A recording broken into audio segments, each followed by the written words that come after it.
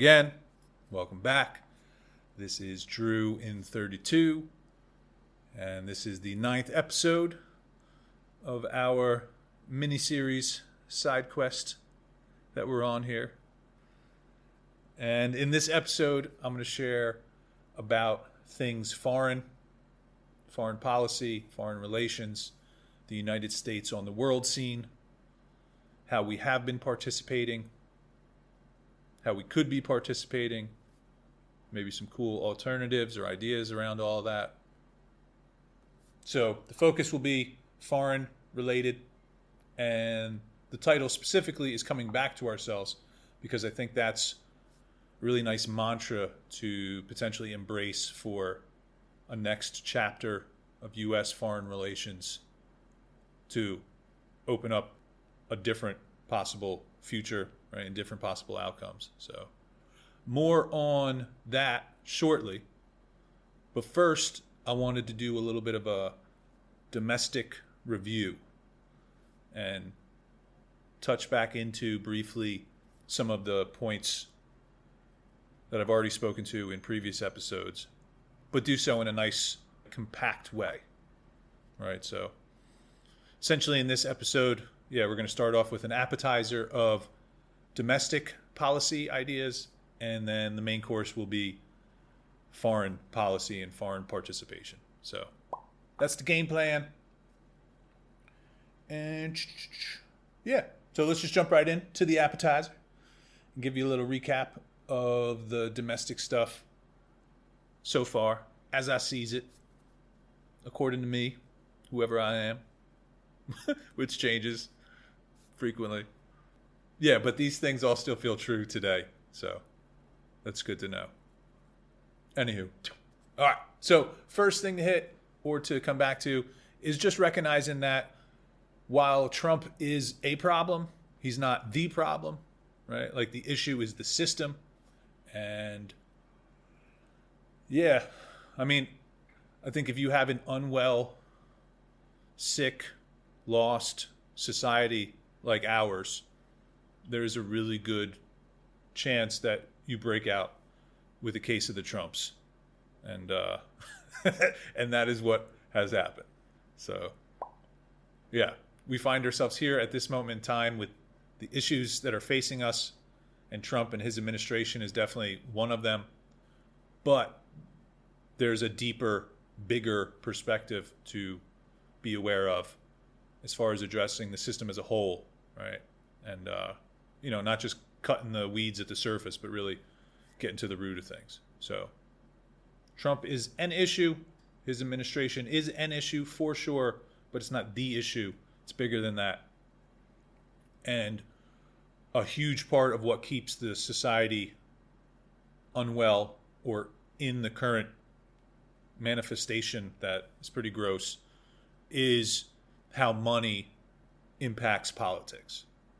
And so essentially the current system is maintained and guided by elected representatives that are mostly bought and paid for by a billionaire, like wealthy elite part of the population. And that arrangement is putting the squeeze on us, the people, right?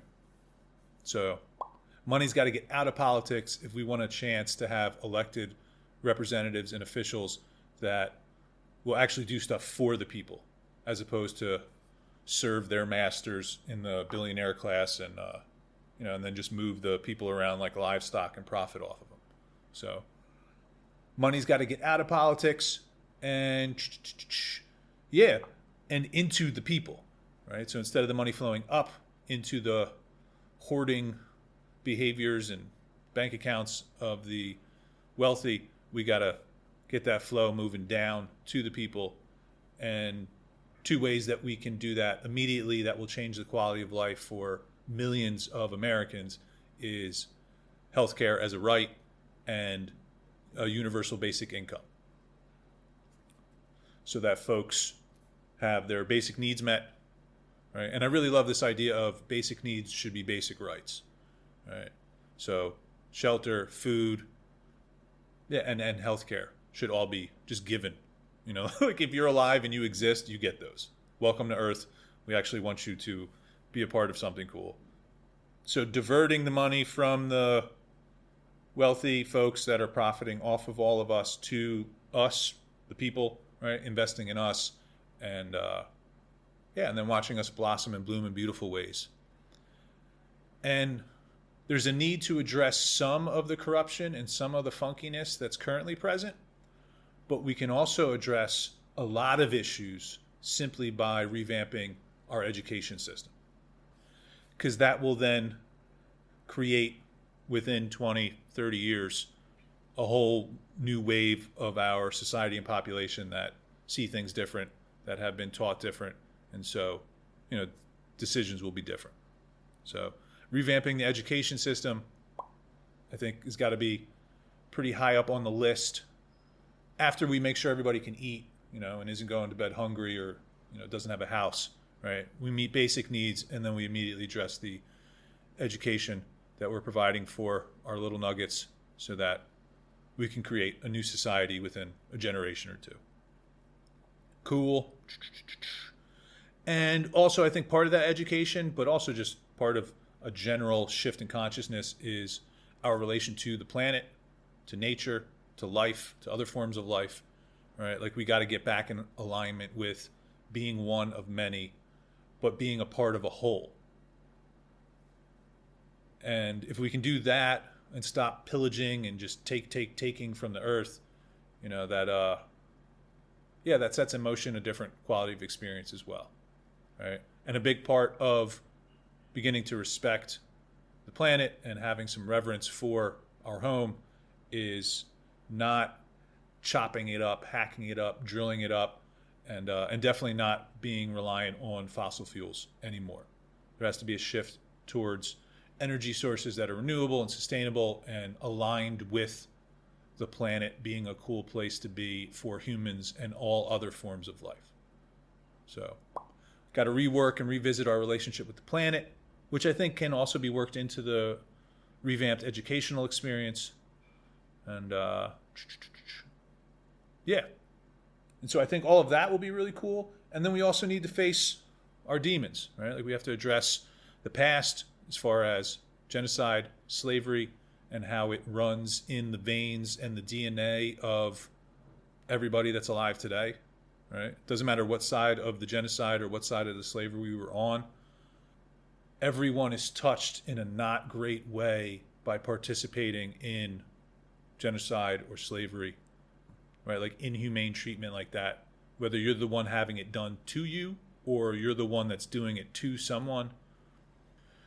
The belief systems and what you tell yourself, that's a certain level of experience, but on a soul level, right, in our hearts, in our guts, in our souls, you're tainted by participating in atrocities like that. And our current country, is just all descendants of people that were impacted by specifically those two atrocities, right, in their multiple forms. So we got to acknowledge that shit went down and start to get into the solution as far as how do we own it, take responsibility for it, and then start to make amends, right? Start to change things in a way that honors the diversity and the cross-cultural collaboration that has been at the heart of the American experience since before it was called America, right?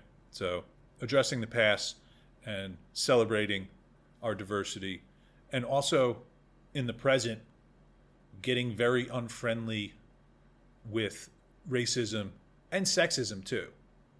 But racism feels like that, I don't know, like there's more overt or obvious intentional harm and violence being done. Right? With sexism, there's still harm being done. Don't get me wrong. But I don't know that there's, we don't need to compare them. They're both fucked in their own ways. But the racism thing seems to be a lot more loud and pronounced right now for a variety of reasons, especially given the administration and the case of the Trumps that we're dealing with. So, we got to face our demons from the past and in the present, own it, acknowledge it, and then start to work collectively together towards addressing it and then, investing our energy differently. And then along with the present demons of racism and sexism, I think greed is also the other thing that we have to really acknowledge and point at and start to move differently with. Right? Like the runaway greed that manifests as capitalism, right? The like sociopathic level of greed that is found rampant in our country has to be acknowledged and dealt with. And and if we're going to stay with capitalism as an economic approach or philosophy, we got to do it with some awareness of the bigger society and how the practice of capitalism is actually impacting us, the people, right? Because right now, there's very minimal ethics and morals being honored within the manifestation of capitalism in the United States. And so we have some folks with billions and a lot of folks with nothings. And that's just totally out of whack and not sustainable. And if we don't address it consciously, it's going to get addressed in uglier, unconscious ways at some point down the road. So, yeah, addressing greed and maybe switching up the economic policy or approach. And not saying we got to go full socialist or anything, but it has been socialist policies that have bailed out capitalism over and over again in the history of our country. So I think a new approach probably will have elements of both socialism and capitalism, but at its core, an ethical, moral approach to wealth and economics and, that whole thing. Like practices rooted in a recognition of the well-being, right? And an honoring of the well-being of the whole society. Cool. And I think that brings us up to the present moment. So if we can do all that stuff, or we can start to address all that stuff in country, like within the United States itself, we're going to be in a much better place pretty quickly. Again, I think it's only like a 20 to 40 year turnaround if we get busy quickly, right? And the education includes a lot of this awareness and these teachings and this wisdom. We can impart that in the little nuggets, and then they come up in a different world and create a different world. So we're not that far from a totally different society, but we got to focus on our own stuff, right? And so this is very much connected to then how I would suggest we approach foreign policy and international relations. And that's the mantra here, or the title of the episode, as far as coming back to ourselves, right? Like, we got some work to do, and we don't belong meddling in a whole bunch of other people's shit right now. It's like, maybe this is you, or maybe this is one of your friends in your friend group, but we all know people, or have been people, or maybe are people right now, where, our house is clearly not in order. Our dumpster fire is burning brightly, and yet we're out on the town telling everybody else what they should be doing or how they should be handling situations. And, and that's just, that's a comedy of errors, right? Like, if your house isn't in order, I don't know that you should be giving other people housekeeping suggestions. And right now, the United States, our house is not in order at all whatsoever. And yet we are all up in everybody else's business, meddling and interfering with how countries are running themselves, and who's in charge, and flipping regimes. And so I think we should still be an active member of the international scene, but I don't know that we should be trying to lead right now, because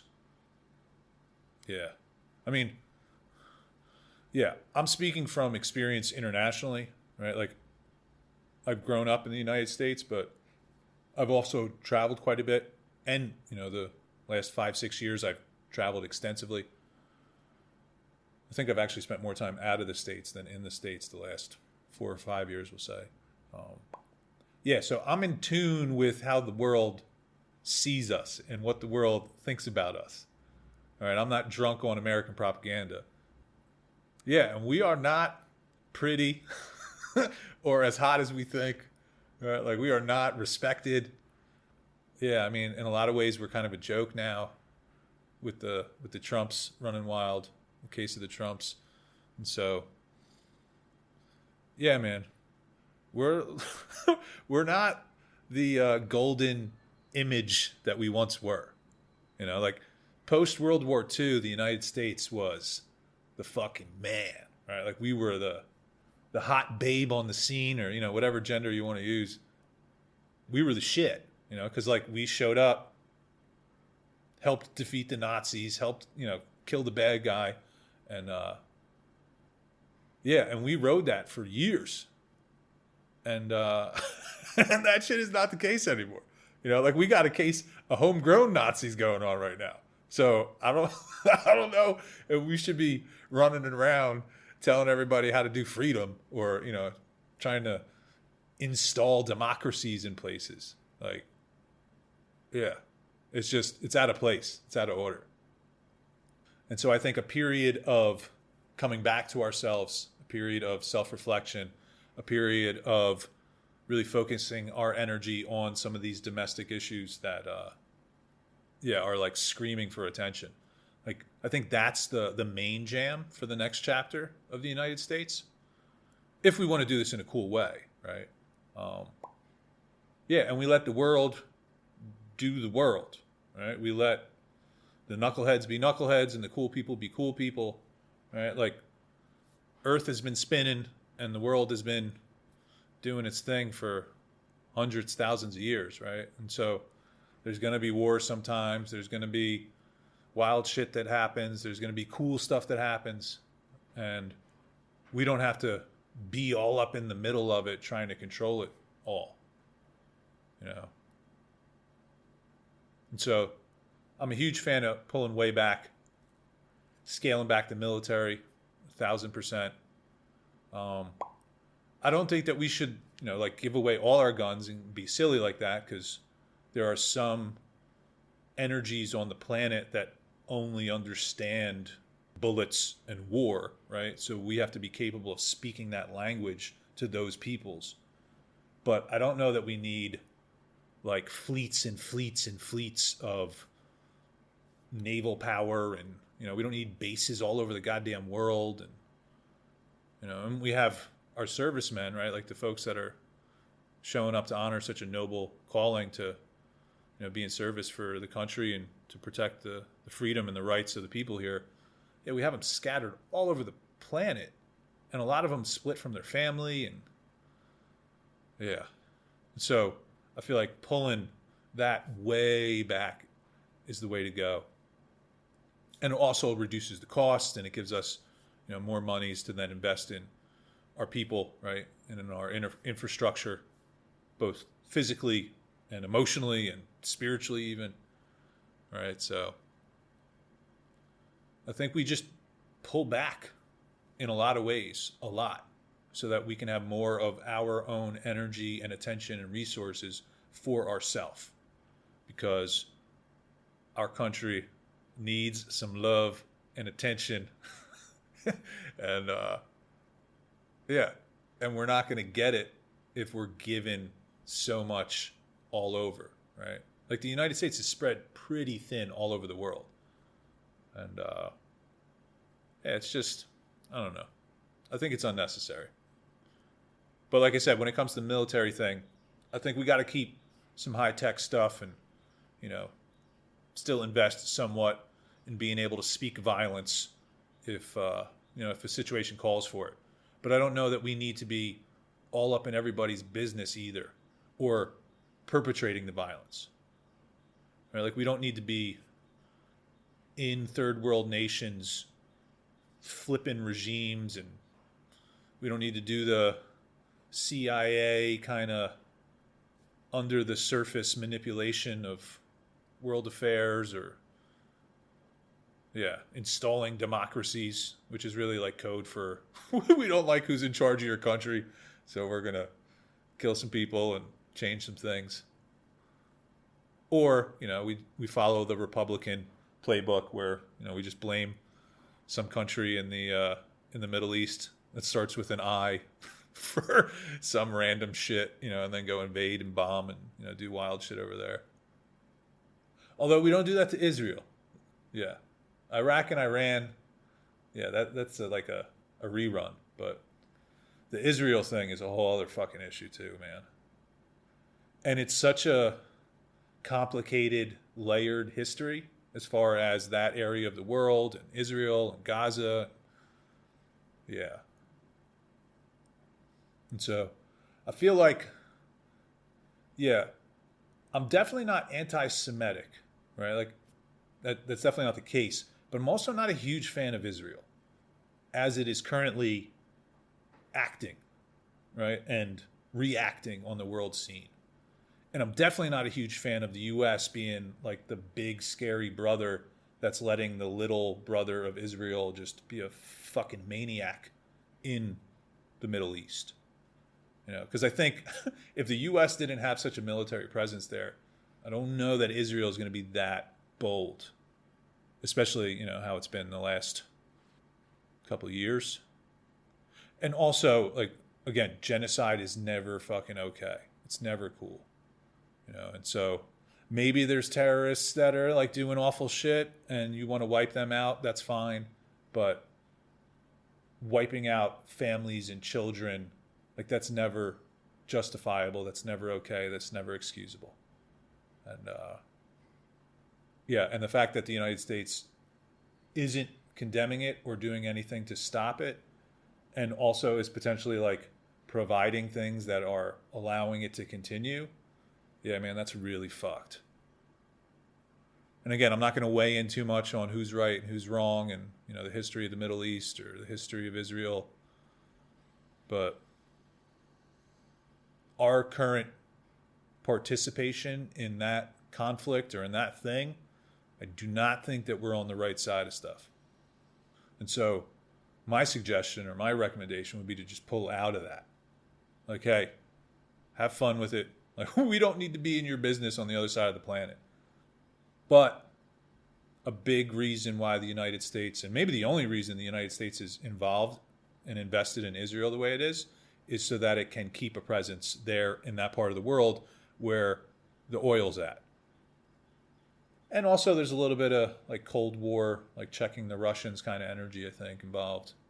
But if we're able to come up with renewable, sustainable energy sources that aren't fossil fuels, all of a sudden we need to be involved in the Middle East a whole lot less. And we don't need to be starting wars over there every so many years or, shipping thousands of our servicemen over there to, be put in danger. Yeah.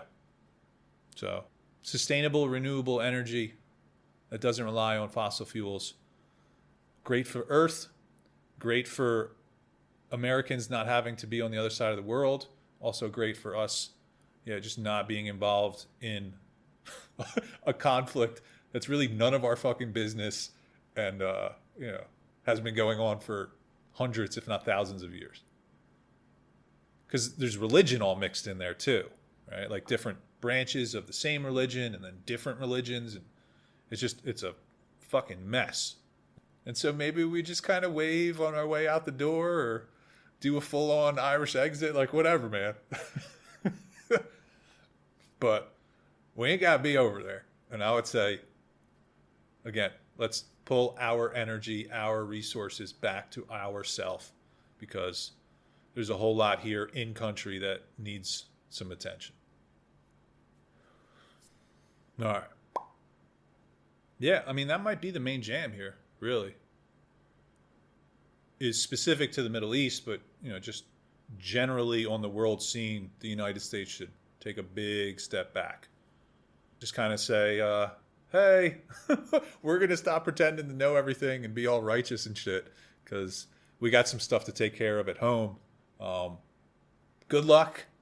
Try not to kill each other too much. And also, if shit gets real weird or sideways, we will be back with lots of guns and lots of bombs, right? Like, don't get it fucking twisted. Like, we still got big guns and big bombs when we need them. But, I don't know that we need to be all up in everybody's business, man. a prolonged military thing is never good for any of the parties involved, right? Like war is something to be avoided at all costs unless it can't be avoided. And then it should be invested in full throttle, 1,000% to bring about a quick resolution. And then we should go back to not having war, you know? Like, don't fuck around when it comes to fighting. You go for a jugular, you kill a motherfucker, and you're done. And maybe that's just the Aries in me, but I feel like that's a good approach, you know? So we're just going to be over here chilling. Don't bother us. Don't be dumb. But if you are, we will come kill you real fucking quick and then go back to chilling. Anywho. And yeah, I think the other thing too is, you know, there's like obvious conflict, right? Like hot war, if you will, where there's troops and death and, you know, fighting like that. But there's also Cold War or like espionage, shit like that, right? I think the United States also, we would be doing ourselves a real solid if we cut the shit on how we interfere in other countries in like secret ways or, you know, espionage ways. I don't know what the right word is there. Covert ways. Yeah, there you go. Because, you know, the days of colonialism, the way we learned about it in school, as far as, you know, just England going everywhere and fucking doing the white person thing and trying to take over and, you know, run shit. Those days are kind of done. Like, you can't get away with that shit now as much, we'll say. But the colonialism has just taken on a different form, right? Like you could also say imperialism, right? It's become more, yeah, like covert. And there's a book that popped on my radar, and I've read excerpts at different points, and I don't know. It's never really interested me to go all the way down the rabbit hole, but I do think it's a cool topic, right? Was a guy wrote a book. He was actually like a fucking shaman or something at the Omega Institute when I was there. John Perkins, that's his name. Yep. So this dude, and this was wild too, because like this guy's leading a shamanic workshop, and then I like looked into him a little more, and he wrote a fucking book about being an economic hitman, right? And so not necessarily the hot war, not necessarily like open combat, but coming in and absolutely being just as vicious and just as cold in manipulating things behind the scenes to create regimes in countries that are American friendly or American serving, right? And this was done throughout Central and South America specifically.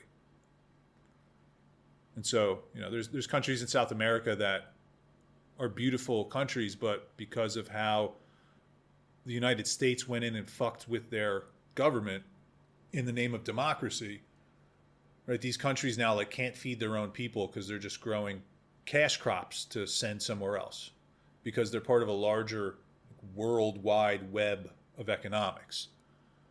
Which, I mean, it's cool to be international and global like that, but if you can't feed the people in your own country because some other country interfered with your elections and your political process, and now you ship food out instead of feed your own people, like, again, that's a fuck system. You know? And the United States is 1,000% guilty of doing that on many occasions in many different countries for at least a period of 30 years. Right? And so I think that shit's got to stop. Because, again, it's resources that are going out. It's time, it's energy, it's attention going out. It's getting involved in conflicts that aren't necessary. And really, more than anything, we're going in and trying to create systems that are American friendly or American serving, but we wind up creating enemies because we're fucking with people's sovereignty. And so who cares if the president of fucking Venezuela or Costa Rica or, you know, wherever, some country in Central or South America, who cares if they don't like us? They're still going to do what's best for them if they're allowed to like actually rule for their own people. And so if it means trading with the U.S., they will. And if they want to be hard asses about it, then, then you go without, whatever. But, like, we don't have to be all up in everybody's business. And, again, don't get me wrong, if, like, some sort of dictator or despot pops up in a country, right, and is committing human rights violations or, like, screwing over the people, yeah, okay, I'm cool with going in there and handling that, right? Maybe bumping that guy out or giving the country back to the people. But that's not what we do. We go in and bump somebody out just because they're not U.S. serving or U.S. friendly, and then we put someone in place that the people don't actually want. And a lot of times that person really isn't fit to lead. They're just willing to be a puppet of the United States. So we just wind up destabilizing countries and whole areas. And then, and then have to deal with the fallout. That's what happened with Iraq, too. Like, we went in there because we're getting rid of this bad guy who's got weapons of mass destruction, but turns out maybe there weren't any weapons, and maybe we overreached. And then definitely when we tried to create a new regime, it didn't work out. And so then, we just essentially destabilized the whole country. And I'm not saying, you should keep a dictator in power. But I don't know. The way that we're fucking with shit, it's not actually like a win-win for anybody. Yeah. So, anywho. Yeah, it makes me think, though, looking at the United States and with the case of the Trumps that we got and some of the policies that are starting to get passed. And it's like, shit. Like, how long before somebody has to step in and address our government for being fucked, right? Or committing human rights violations? Because, it's already happening. Like deporting people without due process, and just rounding people up in broad daylight by a police force that doesn't have badges or names, and everybody's masked. Like, this is fucked. Like, we are not heading in a good direction. So even more of a reason why we should stop messing with everybody else and bring our attention back home. So that's my thoughts on the international scene and foreign relations. Let's pull back, focus at home, address our own issues. And I think in that way, we could become a role model again, right? Like, we could become worthy of the world's admiration again and step into a leadership role because we've decided to prioritize our own country and our own people, right? And the quality of life and the experience here at home. And then whoever's president in like 2028 or 2032, if we still have elections then, Christ. Yeah. Whoever the next president is that is mildly sane, they're going to have to go on an apology tour. In this imaginary scenario, if I'm, the 2032 presidential elect person, I'm gonna have to go all around the world and just say I'm sorry to everybody. Like, look, I know the Trumps, I get it. Also, I'm sorry for the shit that we did over here, over there, that time, this time, 20 years ago, last week. Like, we gotta own some stuff here as a country, to ourselves, but also to the world. But in that way, I think we can be a leader, because, I don't know, getting honest, owning your past, facing your demons, and then investing and moving differently. Yeah, that's not easy, but it's so admirable. That's why I love people in a healing process or in the recovery process. Like folks that are living recovery, to get there, they had to do some amazing shit. Initially they did some less than great shit, right? Let's get honest. And not their fault, right? Like, if you fall into addiction, it's not entirely your fault. And then what happens in addiction, well, that's the nature of the fucking thing. You know what I mean? So I don't know that the dumb shit we do in addiction is really reflective of our character, but it's still shit that we do. And so in order to make amends, we've got to be accountable for it. Just because I was cuckoo for Cocoa Puffs or lost in the sauce doesn't mean that I'm not accountable for the shit I did while I was in that state of mind. Right? So I think it's the same thing for our country. Yeah. Whoever the next mildly sane president is, they're going to have to own the period of temporary insanity that was the shit that we're in right now. Because it is. It's nuts. And we got to find a path back to like everybody on the same team here in the country. And that's going to be a fucking hairy, hard path. Because right now the United States is not united.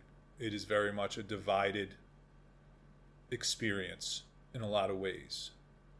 And yeah, that's what I'm going to get into here in the next episode as we start to wrap up the mini-series.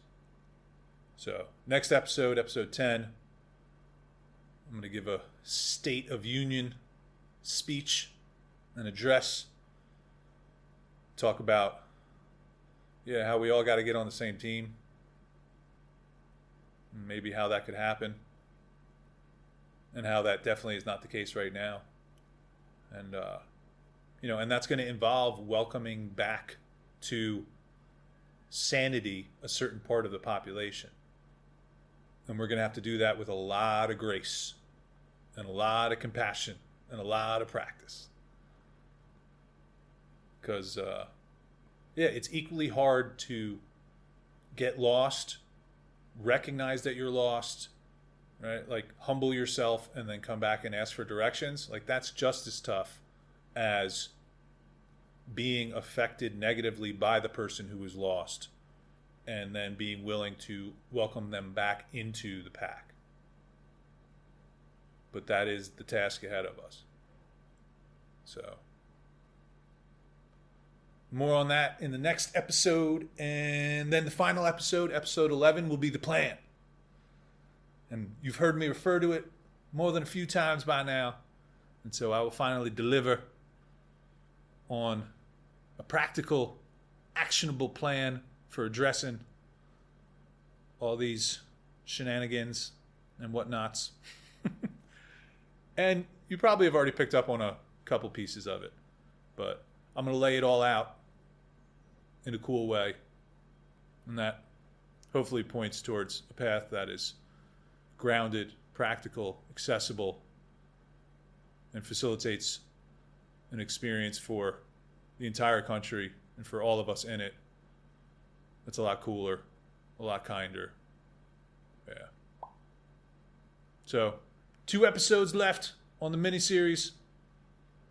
Thanks for tuning in. Thanks for listening. As always, be gentle with yourself. Be kind with yourself. And maybe if you've noticed that recently you're all up in everybody else's business and not necessarily keeping your side of the street clean, or taking care of your own house, it might also be time to come back to yourself and put some of your energy and attention into your own being and your own presence and your own experience. Because whatever we give attention and energy to, it grows, right? So if we give our attention and our energy to ourselves, we're going to grow, we're going to blossom in really cool ways. And then that will ripple into how we participate in our lives. So, yep. Maybe this is a nice little reminder for you to come back to yourself. Just like the United States also could benefit from coming back to itself. All right. And that'll be it. And so I will see you at the next stop, maybe, if you want to tune in. The next stop of the campaign trail here for episode 10. All right. Be well. Love y'all. And talk to you soon.